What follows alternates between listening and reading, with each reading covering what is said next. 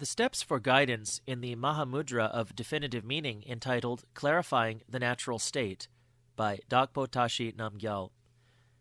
Respectful homage to glorious Vajradhara. Out of the unconstructed nature, the emptiness of Dharmadhatu, appear the magical sceneries of the worlds and beings, profound and brilliant. To their indivisible identity of empty bliss, spontaneously present from the beginning, to the all-pervasive original mind, I respectfully bow down. The true realization of mind, the all-pervasive identity of the definitive secret, is difficult to realize through other long-lasting paths, yet you reveal it effortlessly, like pointing to it with your finger. To the illustrious Gampopa and the masters of the practice lineage, I bow down. His practice tradition, known as Mahāmudrā, celebrated like the sun and the moon, has illuminated this land of snow. Even so, here I shall set intellectual arguments aside and clarify it once more, adorned with the pith instructions of personal experience. This manual for guidance in the Mahāmudrā of the definitive meaning is meant for worthy people who are utterly weary of all of saṃsāra's miseries, who possess the intense renunciation of wishing to quickly attain enlightenment, and who have trust and confidence in the realized masters and the path of blessings. To establish them straightforwardly in the meaning of the natural state, there are 4 parts: preliminary steps of guidance, the main part of the meditation stages, subsequent ways to continue the training, the way to traverse the paths and bhumis through meditation training. Part 1. Preliminary steps of guidance. This has 2 steps: general preliminaries, specific preliminaries. General preliminaries.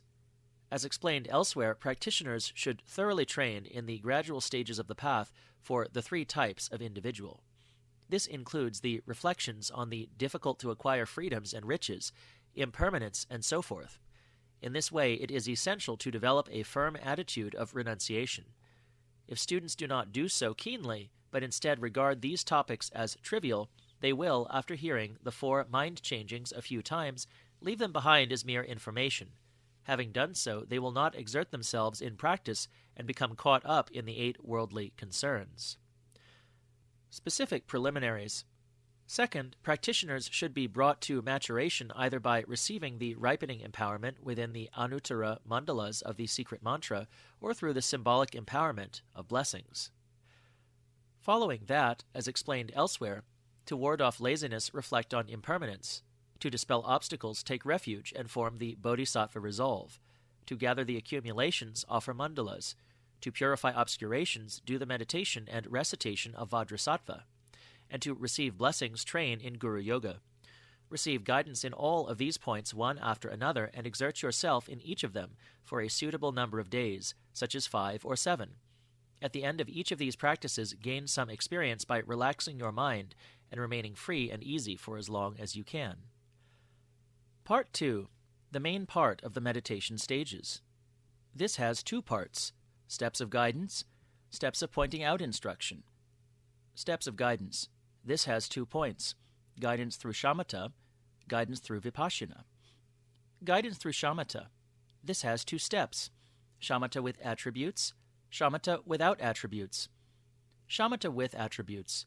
This has 2 parts: supported shamatha, unsupported shamatha. Supported shamatha. In your 4 sessions, continue the preliminary practices, not as extensively as before, but without ever missing a day. At the time of Guru Yoga, make particularly deep-felt supplications that samadhi may take birth. After that, place your legs in the Vajra posture, or if you cannot, then in the Sattva posture.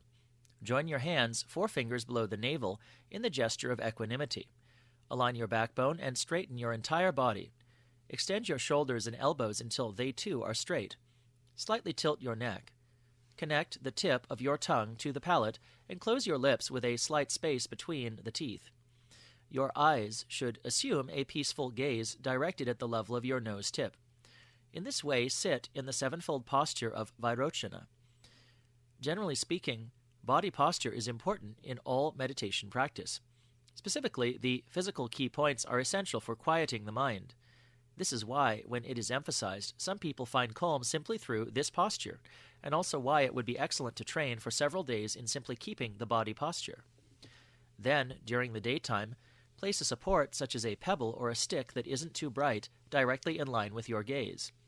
In a relaxed way, direct your attention at it without fixating on it or examining it. Allow your attention to remain on the object of support simply to avoid wandering off or being distracted. Next, keep the attention as above on a small object that has been placed on the borderline between shade and sunlight. At night, focus the attention on a pea-sized white sphere between the eyebrows. At times, direct the mind as before on a pea-sized black sphere below you. A certain type of person will find it hard to gain calmness and will grow tired of these ways of focusing the attention.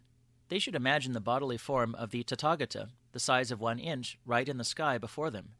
Although a variety of other such ways of concentrating the attention are taught, for most people this will suffice.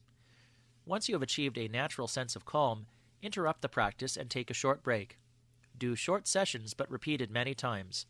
In between sessions, avoid entertainment, strenuous activities, and much talk. Keep both body and mind quiet. Unsupported shamatha.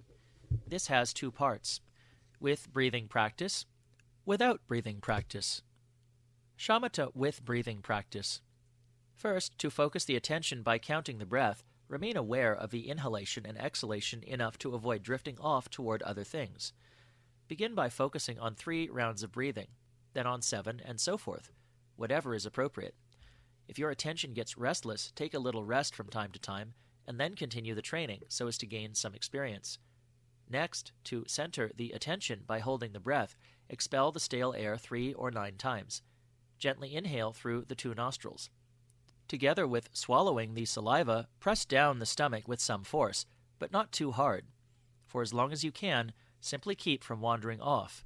Do not become absent-minded. When you are no longer able to hold, exhale gently through the nose. While exhaling and inhaling as before, keep attentive of the breathing at least enough so as not to wander off to other things. When tired, inhale and exhale freely through the nose. Keep your attention relaxed and clear, with enough mindfulness so as not to become distracted by anything else. Every once in a while, take a rest. Continue training in this way until you gain some experience. If your attention becomes more agitated while doing this, it is due to being too focused, so relax from within. If you become repeatedly bored and very restless, it is due to being tired out, so refresh yourself for a couple of days. If you get dizzy and lightheaded, it is due to the influence of wind, so take more nutritious food and drink, and do massage. The steps up to this point are known as capturing the uncaught mind. They are necessary to achieve mental calm. If, during these steps, you feel that mental movements have increased and you are less calm, this is because of formerly not noticing all the thought trains being projected. Now you do notice one thought arising after the other. You have become aware and gained some calm, so do not regard this as a shortcoming. Do not direct the thought and do not pursue it. Rather, rest loosely and continue to apply yourself. By doing so, you will experience calm. If your attention is scattered, unresolved, and you have no sense of calm, exclaim the forceful sound of pet, or make a vigorous shout. Right then, the previous thought is interrupted and the next has not yet arisen. The attention in this gap is a thought-free state of calm. Next, understand clearly that notions such as this needs to be done to that are thought projections. Using various methods, skillfully proceed by alternating between being focused and relaxed. Be self-confident. Persevere in the training, since by doing so you will discover the state of calm. Shamatha without breathing practice. When you have achieved some degree of mental calm by the previous method, assume the same body posture as before. Do not place your attention on external visual objects, sounds, or the like, nor on the inward and outward movement of the breath. Do not think about the past, what you did, or what happened previously. Do not think about the future, what you will do, or what will happen later. Also do not create thoughts about the present, about what happens, or what is happening right now. Rather, allow yourself to remain relaxed and clear, lucid and at ease. While remaining that way, interrupt the practice. Then continue again as before. Do not maintain this too long at a time. Instead, repeat it many times. In all instances of pursuing a state of calm, Doing so with too much concentration and intensity may create a hindrance for remaining lucidly attentive. For the most part, it is more suitable simply to relax. When placing your attention in this manner, if you become agitated or scattered, sit in a warmer place, take more nutritious food and drink, do massage, and lower your gaze. Focus your attention below the navel and suppress the breath in the belly with some force. If your mind feels dull and sluggish, sit in a cooler place, splash water on your face, expel the stale breath, and lift your gaze. Invigorate your attention with sharp alertness. If you still feel drowsy, refresh yourself by moving about. If you feel obscured and stupid, bow down before sacred objects and walk around them. Make offerings and give alms. Apologize for misdeeds and so forth with deep-felt sincerity. Make yearning prayers that samadhi may arise within you. Then continue the practice. These steps are known as stabilizing the captured mind. Unless you become trained so that your acquired calm can easily settle free from support and reference point, you will not find any enhancement in the practice without attributes. Training is therefore essential. It is an error to let your sense of calm become absent-minded or numb. So be on the alert and continue by repeated short periods. If you feel sluggish or dull with just the barest presence of mind, you must energetically purge this shortcoming. So train exclusively in purifying that for a while. Alternately, you can train while generating a slight sharpness of attention. Use whichever method feels more suitable. Shamatha without attributes. This has 2 points: tightening, loosening. Tightening. Keep the same posture as before, but raise your gaze a little higher, and aim it at the level directly before you. Sharpen your attention and focus so as not to be distracted for even a second. Remain one-pointedly clear and lucid without the reference point of something particular to be cultivated by meditating. After a while, break up the meditation. Keep it short. Again, scrupulously focus yourself. Remain with a sense of precision that does not wander off for even an instant. Train like this and gain some personal experience. By doing so, rather than the previous dull type of calm, your mind brightens up and becomes clear and lucid. You have gained progress when your mindful presence is lucidly clear. Some people of the quick-witted type may find that they do brighten up, but the periods of being calm become shorter. Do not regard that as a fault. Continue training in short periods many times, and by doing so, both the calm and the lucidity will expand. Loosening. Take the same posture and keep the same gaze as above. Do not entertain any ambitions about what should or should not be cultivated by meditating. Do not be happy when calm or unhappy when thoughts move. Rather, relax your attention loosely. Do not inhibit one thing while promoting another. Do not make adjustments. Leave your attention as it naturally is, relaxed and free. From within this state, maintain a presence of mind that is simply not distracted. Do not fidget. Be expansive and clear. Train in being open and vividly present. While training in this way, when an obtrusive thought intrudes, you need neither begin to block it nor pursue it. Rather, maintain a steady and unwavering presence of mind. Nor do you need to block off or encourage the subtle fluttering of thoughts. Remain clear, lucid, and quiet. Then interrupt to take a short break. Once again, continue training as before to see what experience you gain. Formerly, you had to focus one-pointedly by fashioning your conscious mind into being clear and open, while almost repressing coarse and subtle thoughts. This was somewhat uneasy to sustain. So now, instead, it is enough to sustain the natural way of simply being undistracted. When thoughts do occur, be they coarse or subtle, embrace them with mindful presence. By doing so, thoughts are unable to function as thoughts. They completely subside, and you arrive in a state of calm. Once you have embraced a thought with this presence of mind, you need not keep any other aim, so you get a sense of feeling very free. During this type of release and relaxation, you appreciate the vital point of remaining in a free and easy state of mind. You have gained progress once this has become simple to sustain. However, if you get distracted while lost in the undercurrent of thought, or carried away mindlessly without noticing what you are thinking of, then your presence of mind is too weak. If your calm feels restless, unsettled, or fidgety, your sense of looseness is inadequate, or you are too intensely mindful. Clear up these shortcomings and continue the training. If the attention feels dull, develop a more vigorous mindful presence. If agitated, slightly lessen its strength to keep the relaxed quality. By continuing in this way, your attention will remain utterly lucid. Shamatha has taken birth when perceptions of sights, sounds, and so forth are experienced as vivid and serene, lucid and unbound. So even if one of the various meditation moods do occur, do not get caught up in it. Instead, train for a while in the state that is both lucid and thought-free. Unless you get a firm footing in this, your meditation training will become sporadic. Gain a steadfast foothold. At the beginning, you gain a slight degree of thought-free calm amidst the turbulence of the many gross and subtle thoughts. This is the first stage of shamatha, similar to a mountain stream rolling through a gorge. Next, the thinking, for the most part, vanishes, so that your shamatha state remains serenely blissful.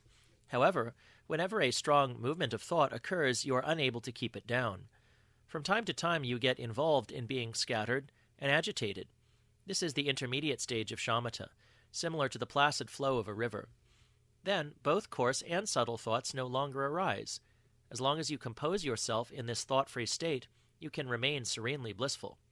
Even if a remnant of a subtle thought arises, it is unable to function as an actual thought.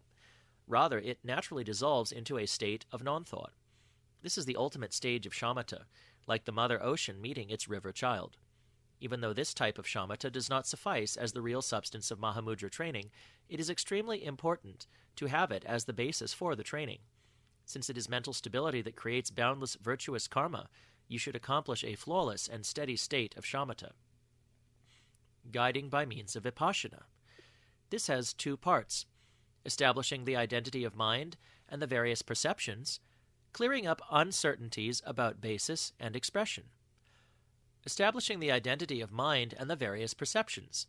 This has 2 points: establishing the identity of mind, the basis; establishing the identity of thoughts and perceptions, the expression.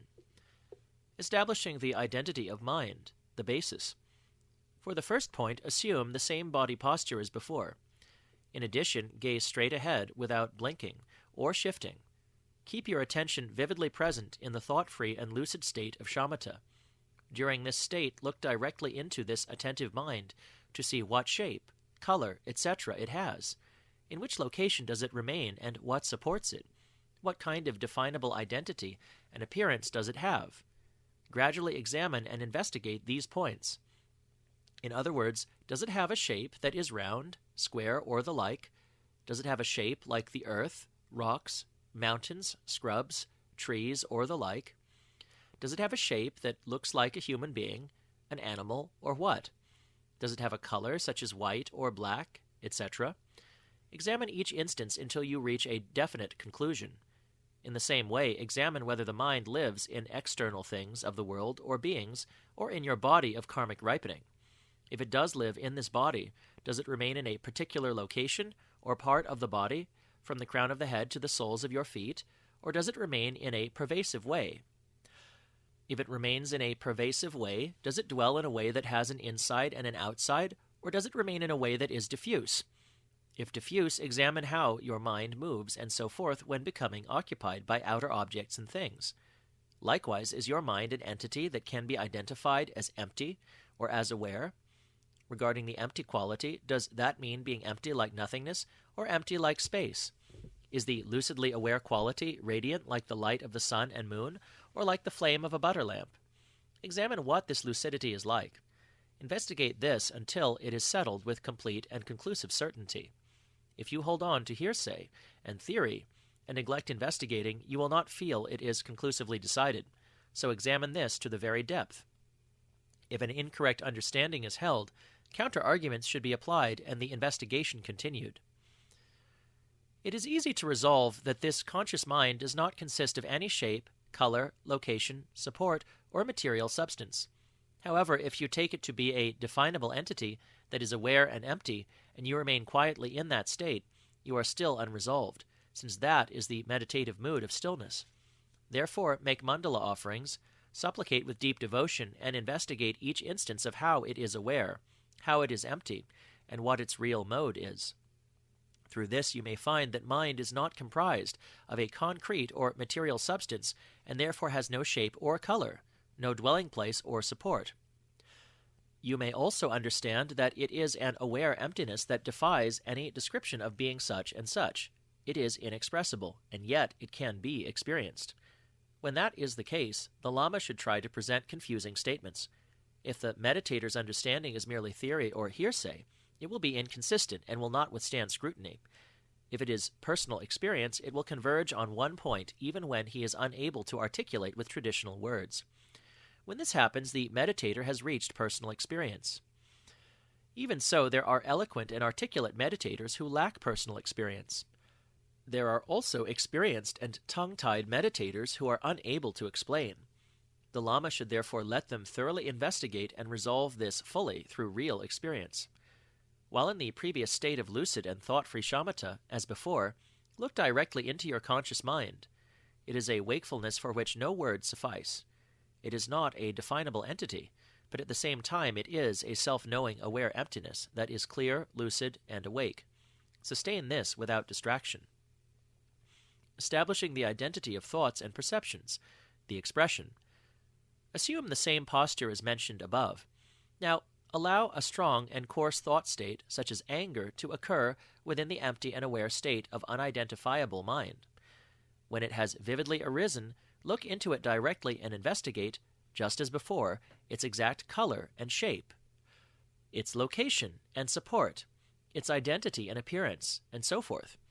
In the same way, let a subtle thought state arise or project one, and then look into and examine its identity.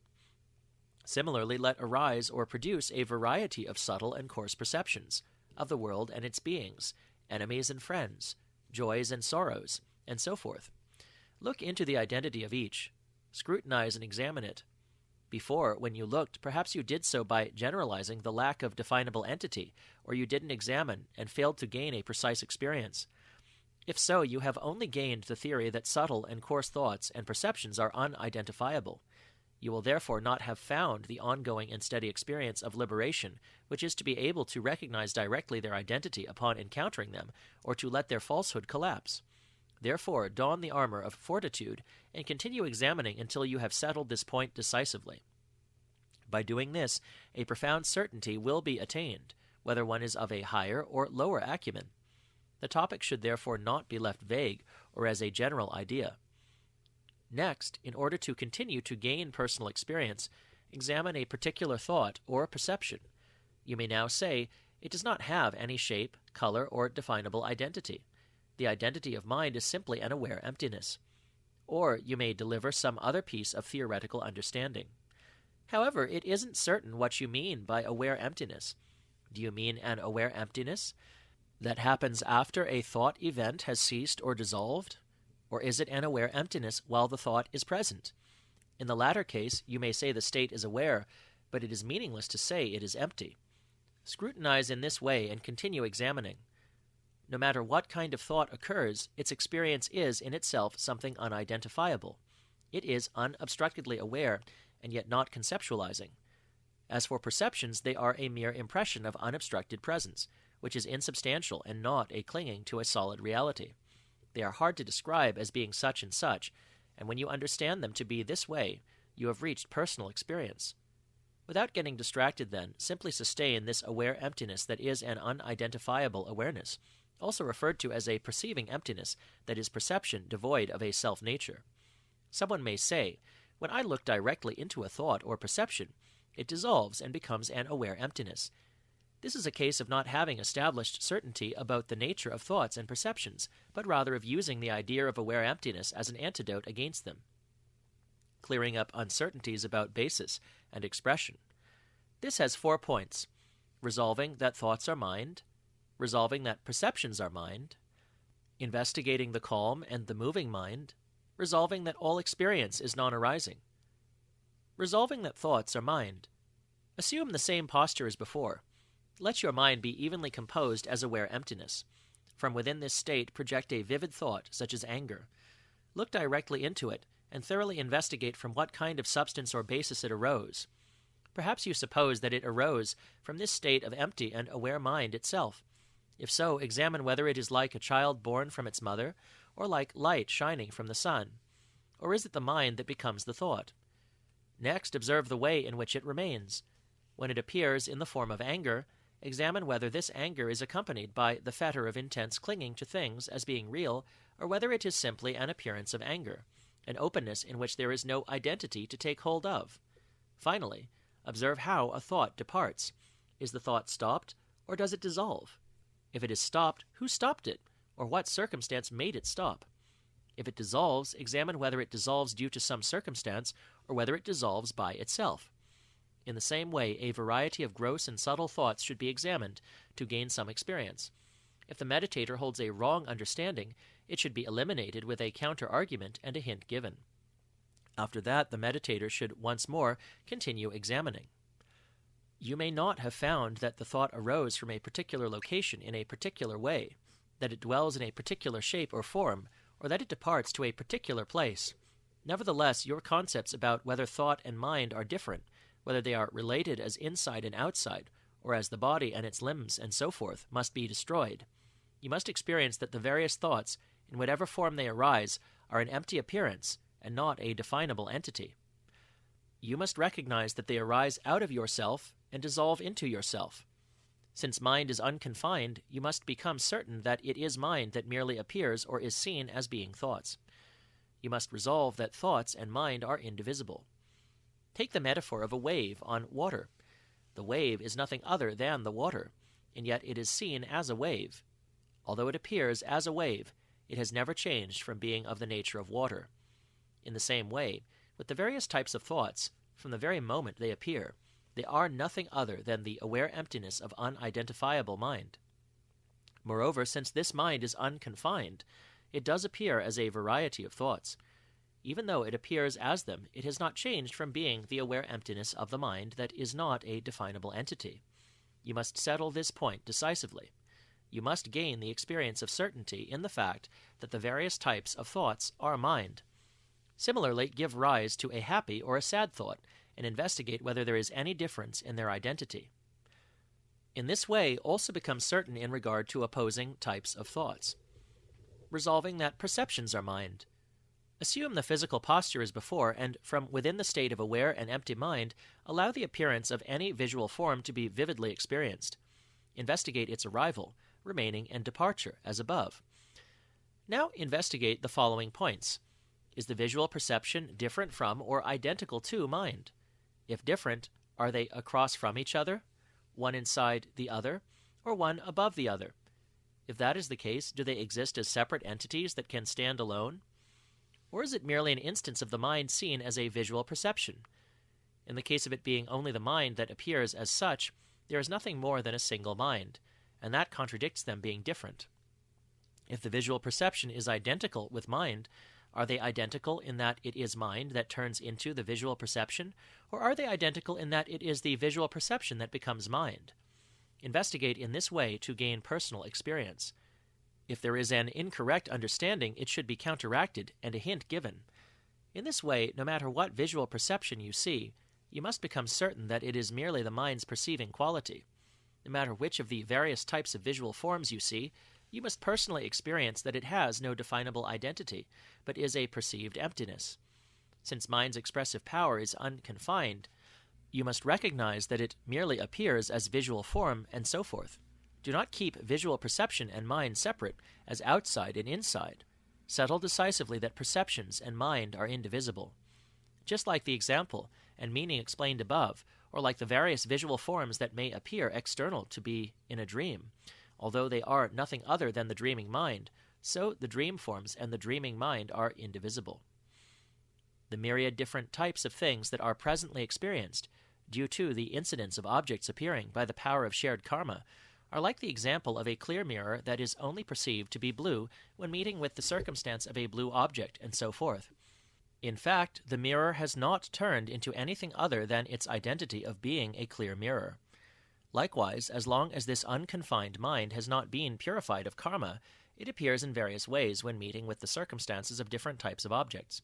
In fact, the mind has not turned into anything other than mind itself. Having resolved this, you must gain the experience of certainty in the fact that the various types of perceptions are mind. In a similar fashion to that above, investigate the opposing perceptions of beautiful and ugly things. as exemplified by visual forms, also examine sounds, odors, flavors, and textures, and make sure you gain certainty. Investigating the calm and the moving mind. Maintain the same physical posture as mentioned before. Let your mind be serenely calm in the state of aware emptiness. Now investigate by looking directly into it. While in this state of serene calm, allow a thought to vividly stir. Investigate it, too, by looking directly into it. Next, investigate the two instances of calm and thought movement to see if there is any difference in their arrival, remaining, and departure, or in their definable identity. If there is a difference between remaining calmly and an abrupt movement of thought, examine to see if their difference consists in being better or worse, empty or not empty, having or not having an identity, and between being or not being identifiable.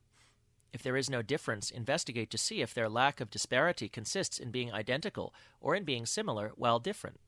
If identical, investigate how they are identical at the beginning, middle, and end. If similar, examine how they are similar. Investigate in this way to gain some experience. In case an incorrect understanding is held, it should be stopped with a counter-argument. A hint should be given and the investigation resumed. Turning away from the belief that these two, serene calm and abrupt thought movement, are of entirely different substances, you must experience that they are the same mind, the mind that is identical in being rootless and intangible, and in being an aware emptiness that is self-knowing and naturally pure. This being so, whichever of the two happens, there is no need to accept or reject, repress or encourage. Rather, you should become confident that this aware emptiness is naturally free, in the very stillness when calm and in the very arising when thoughts occur. Resolving that all experience is non-arising. While in the state of empty and aware mind, as before, the various types of thoughts and perceptions are the unconfined expressions of this very mind itself. Now, question this. What is the natural state of this very mind? Look directly and thoroughly investigate what caused it to arrive, how it remains, and how it finally departs. In case an incorrect understanding is held, it should be terminated with a counter-argument. A hint should be given, and once more the investigation should be continued. At the beginning, this mind was not produced from any causes or conditions, and did not arise from any basis, not in any way whatsoever. Rather, it is rootless since the beginning. Presently, it does not remain as any shape or form at all, but is unidentifiable. In the end, without being stopped by anyone, it is self-dissolving, self-clearing, and self-liberated. You must experience the actual mode of this mind, a self-knowing emptiness that from the very first cannot be pinpointed as arising, dwelling, or ceasing. And having done so, you must resolve that this mind, however it may presently appear, cannot be improved by anything good, or worsened by anything bad. As this is so, resolve that it is a self-clearing, self-knowing, self-liberated state that does not need to be fine-tuned or corrected. When examining and observing in the meditation posture, and within the composure of empty and aware mind, all these types of vipassana investigations and considerations are experienced by means of vipassana insight. On the other hand, if the examinations are made with an attitude of conceptual labeling, it is possible to gain a general idea, but not bring forth real experience.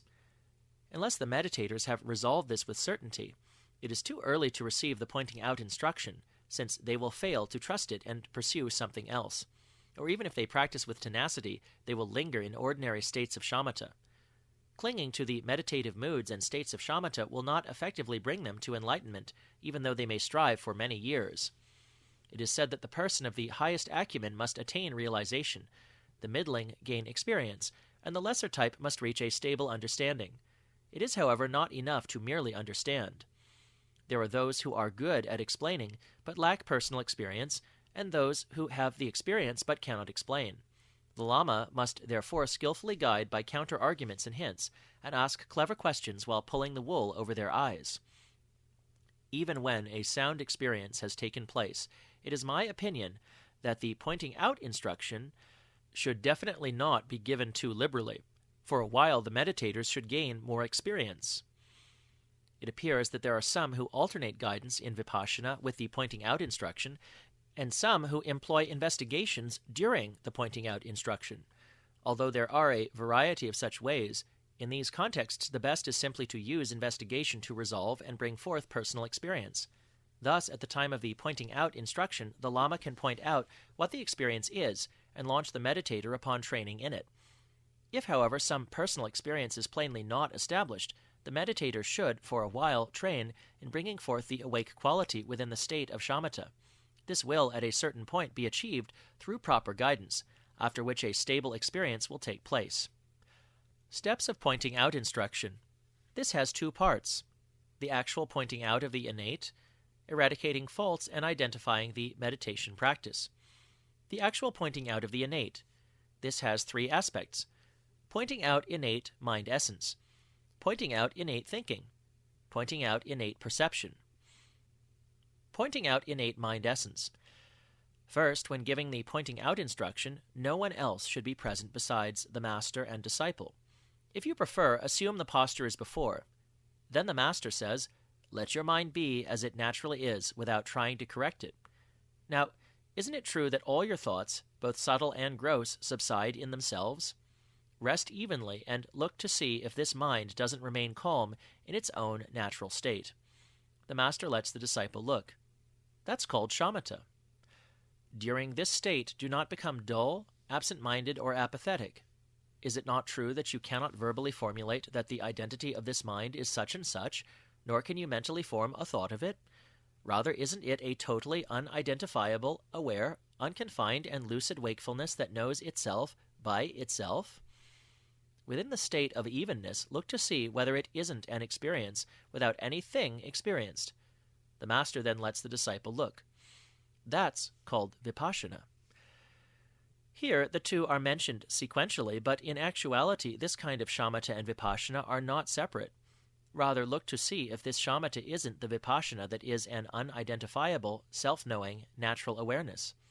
Also look to see if this vipassana isn't the shamatha of abiding in the natural state untainted by conceptual attributes. Rest evenly and look. The master lets the disciple look. That's called the unity of shamatha and vipassana. Both are contained within your present mind. Experiencing and recognizing this is called the birth of meditation practice. This is what is given many names, such as Buddha mind, mind essence of sentient beings, non-arising dharmakaya, basic natural state, innate mind, original wakefulness, Mahāmudrā, and so forth. And this is what all the sutras and tantras, true treatises and instructions, aim at and lead to. Having said this, if the master prefers, he can inspire further confidence by giving relevant quotations from the scriptures. Otherwise, it may not be necessary to say more than the following, since some people of lesser intelligence may get confused when the explanation is too long. The meaning, in a nutshell, is this: allow your mind to be as it naturally is, and let thoughts dissolve in themselves. This is your innate mind, which is an unidentifiable, self-knowing natural awareness. Remain one-pointedly in its continuity and do not get distracted. During the daily activities between breaks as well, try to keep this kind of mindfulness undistractedly as much as you can. It is important to continue training persistently for a couple of days. Otherwise, there may be a danger of this seeing of mind essence, which you have pursued through various means, slipping away. The meditator should therefore train in focusing on that for a couple of days. Pointing out innate thinking. Second, the meditator should now assume the correct posture in front of the master and be told the following: let your mind remain in its natural way. When thoughts have subsided, your mind is an intangible, aware emptiness. Be undistracted and look directly into the identity of this naked state. At this moment, allow a feisty thought, such as delight, to take form. The very moment it vividly occurs, look directly into its identity from within the state of aware emptiness. Now, is this thought the intangible and naked state of aware emptiness, or is it absolutely no different from the identity of innate mind essence itself? Look. Let the meditator look for a short while. The meditator may say, it is the aware emptiness. There seems to be no difference. If so, ask, is it an aware emptiness after the thought has dissolved, or is it an aware emptiness by driving away the thought by meditation? Or is the vividness of the thought itself an aware emptiness? If the meditator says it is like one of the first two cases, he has not cleared up the former uncertainties, and should therefore be set to resolve this for a few days. On the other hand, if he personally experiences it to be like the latter case, he has seen the identity of thought and can therefore be given the following pointing out instruction. When you look into a thought's identity, without having to dissolve the thought, and without having to force it out by meditation, the vividness of the thought is itself the indescribable and naked state of aware emptiness. We call this seeing the natural face of innate thought, or thought dawns as dharmakaya. Previously, when you determined the thought's identity, and when you investigated the calm and the moving mind, you found that there was nothing other than this intangible single mind that is a self-knowing, natural awareness. It is just like the analogy of water and waves. This being so, is there any difference between calm and movement? Is there any difference between thinking and not thinking?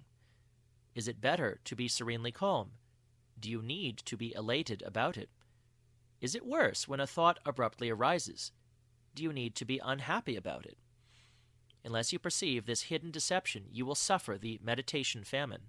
So from now on, when a thought does not arise, you need not deliberately make one arise so as to train in the state of its arising.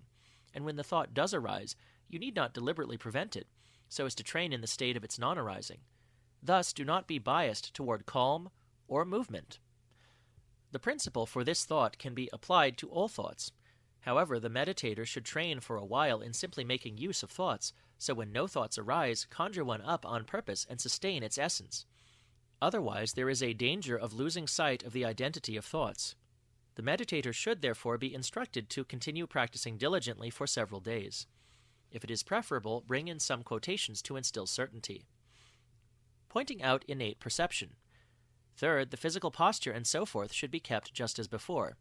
Then ask, while in the composure of the natural state, allow a visual perception, such as that of a mountain or a house, to be vividly experienced. When looking directly at the experience, is this perception itself an intangible aware emptiness, or is it the aware and empty nature of mind?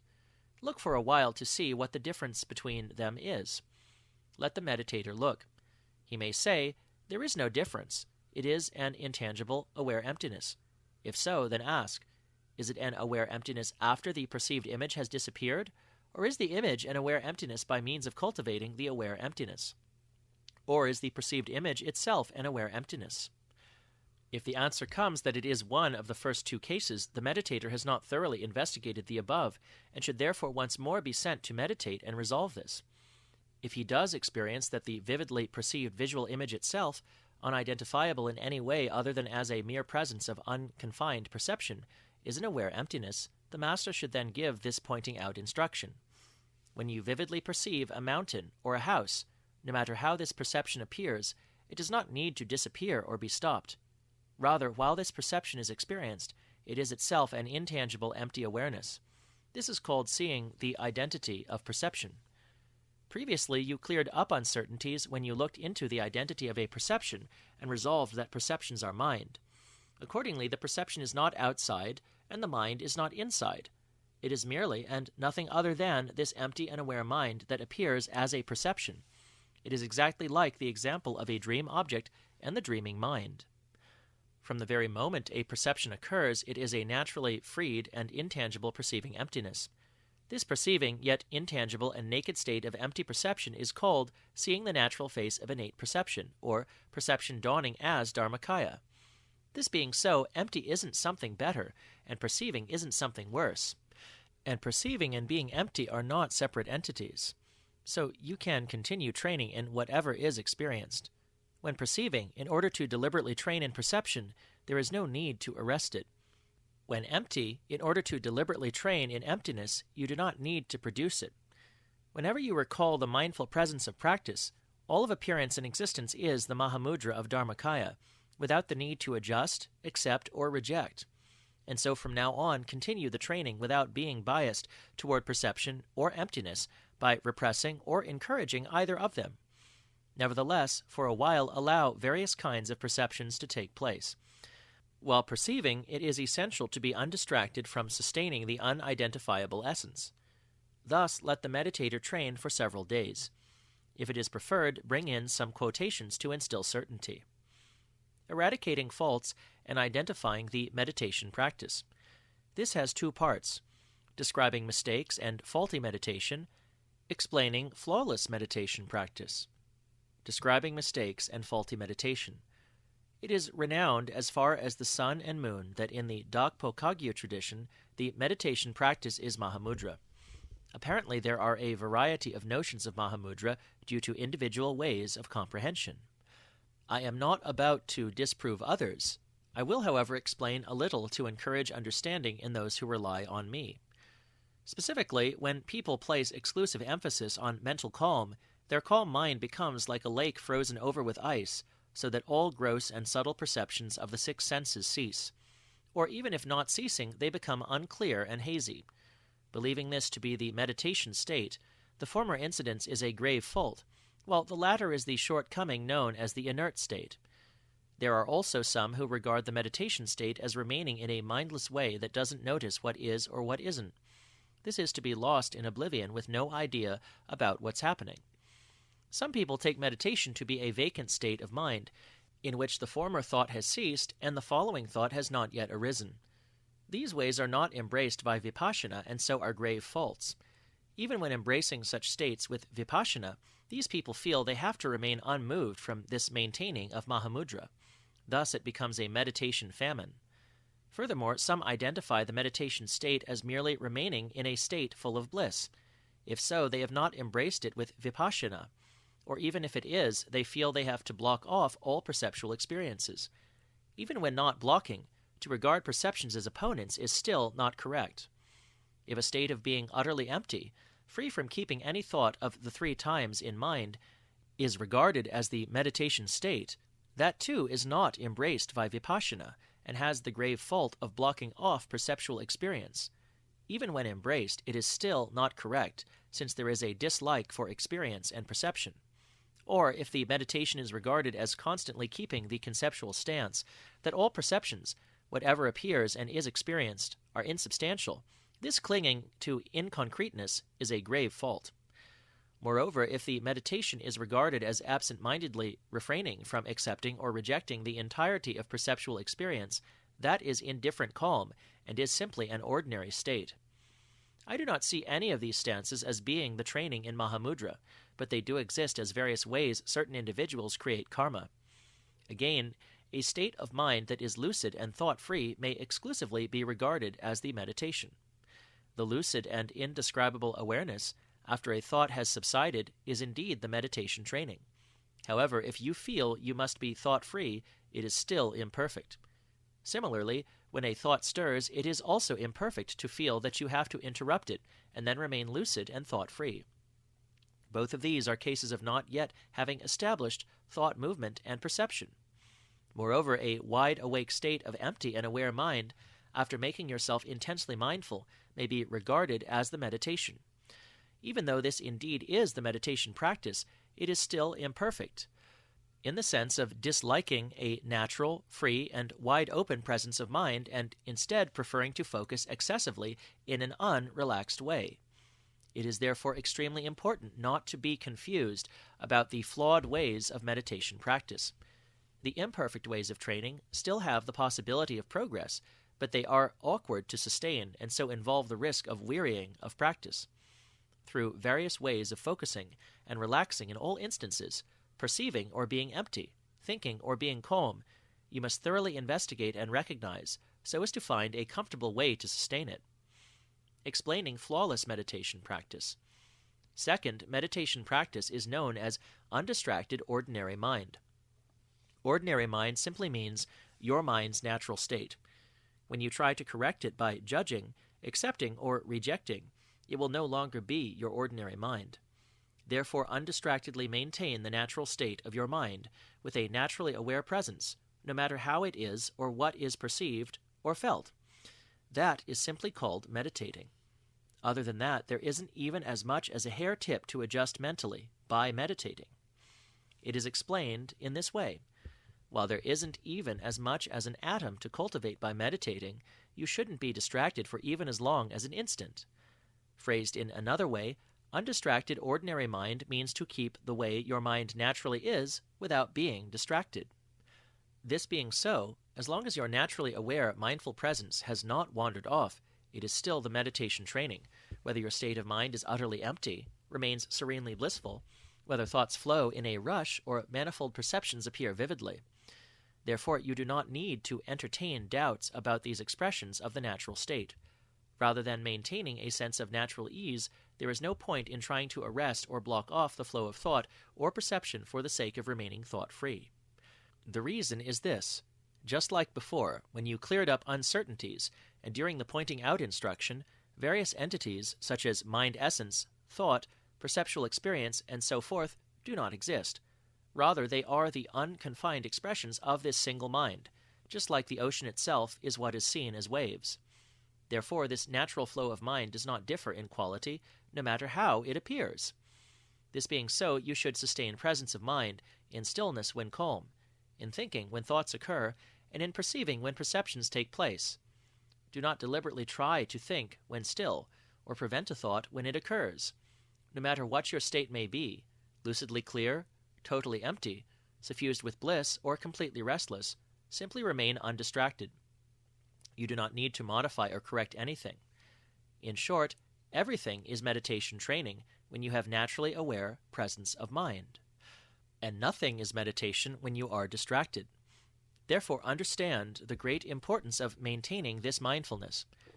At some point, when mindfulness and your mind are no longer different entities, everything turns into the nature of mindful presence, and it is smooth sailing from then on. You may now wonder, well, wouldn't it be enough simply to embrace whatever is experienced with mindfulness from the very first without having to follow gradual steps of guidance? Yes, it might be enough for a few rare karmically destined people of the instantaneous type. For others, unless they follow the gradual steps of guidance to investigate and clear up uncertainties about perceptions and mind, they will not gain the certainty that accompanies the experience of seeing their essence. One may have other types of mindfulness, but these will not suffice unless it is the naturally aware mindful presence.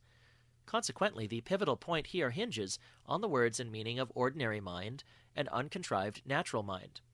All the sutras, tantras, and teachings of the siddhas of India and Tibet that express the true view lead to this point as well.